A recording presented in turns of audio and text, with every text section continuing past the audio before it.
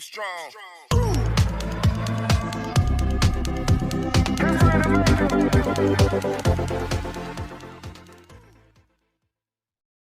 Assalamualaikum warahmatullahi wabarakatuh. Kembali lagi bersama saya Kang Kumis. Kali ini Kang Kumis kembali menemani Anda tentunya di channel Kang Kumis, channel yang selalu membahas masalah percintaan seputar permasalahan rumah tangga dan juga perselingkuhan.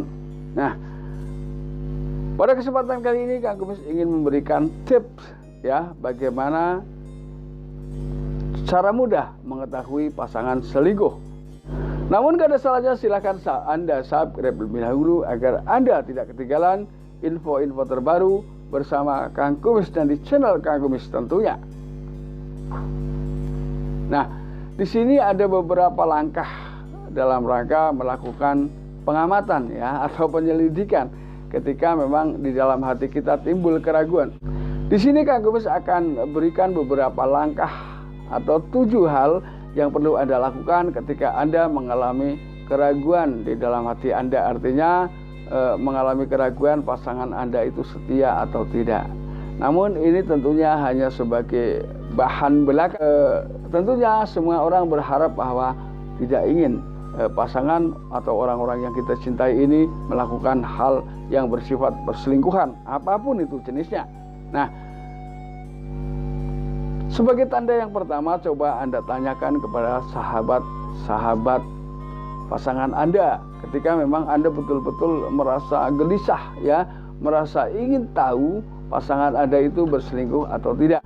Lalu yang kedua, perhatikan apakah pasangan Anda selama ini sering melamun ya. Sekali lagi, coba Anda perhatikan sebagai langkah kedua, Anda perhatikan apakah pasangan Anda sering melamun. Ketika memang sering melamun, coba Anda amati ya. Coba cukup Anda amati aja dulu. Nah, nanti Anda terus melangkah ke langkah-langkah berikutnya ya.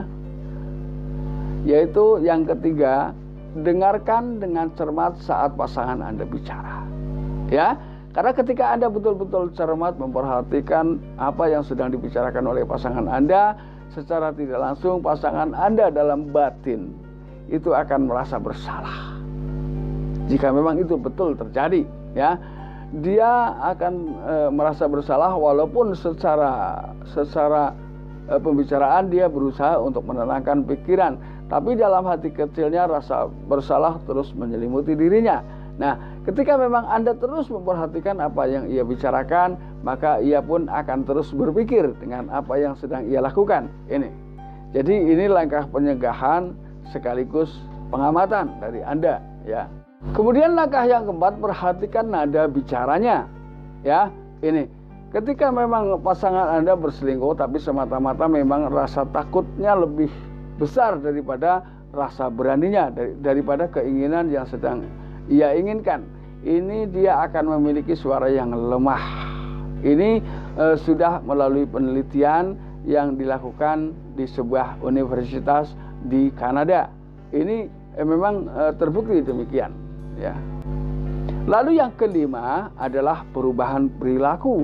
Artinya tentunya banyak perbedaan-perbedaan yang ia lakukan atau yang terjadi pada pasangan Anda. Perbedaan itu memang mungkin biasanya bersifat situasional. Perbedaan tersebut memang tergerak ya karena pemikiran-pemikiran yang ada pada dirinya.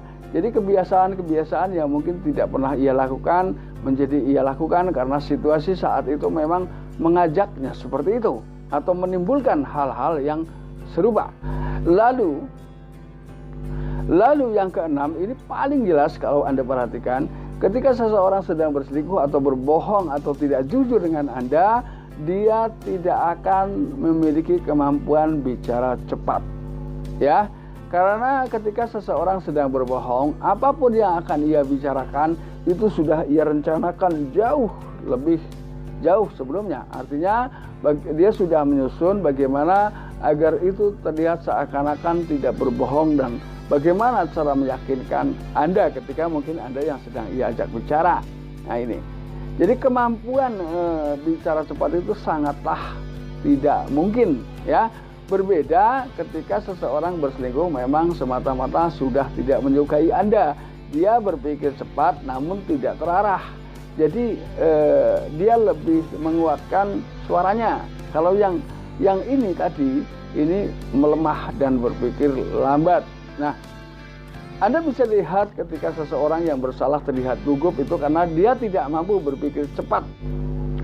Lalu yang ketujuh, kumpulkan bukti-bukti yang cukup kuat ya untuk Anda berani mengatakan pasangan Anda selingkuh atau tidak.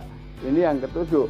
Bukti-bukti yang kuat adalah dari yang tadi saya sebutkan. Coba Anda analisa persentase kebenarannya berapa dan ketidakbenarannya berapa. Jadi artinya informasi atau pengamatan yang Anda lakukan ini merasa memang penting atau tidak, atau ada kemungkinan apa yang Anda amati mendekati kebenaran atau bahkan sebaliknya. Jika mungkin selama ini yang Anda amati itu adalah jauh dari kenyataan, jauh dari kebenaran, maka kita semua patut bersyukur. Apabila apa yang selama ini Anda lakukan yaitu pengamatan, tapi ternyata pengamatan Anda adalah tidak sesuai dengan apa yang Anda curigai atau memang tidak pas dengan apa yang sedang selama ini Anda pikirkan, maka Kang Kumis tentunya juga berharap demikian. Karena baik Kang Kumis maupun Anda sama sekali tidak menginginkan timbulnya perselingkuhan di tengah rumah tangga kita.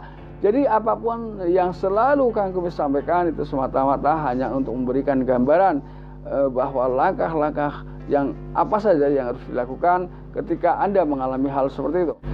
Nah sahabat Kang Kumis yang Kang Kumis banggakan, akhir kata wabillahi taufiq wal hidayah. Wassalamualaikum warahmatullahi wabarakatuh dan salam harmonis bersama Kang Kumis. Semoga bermanfaat dan terima kasih.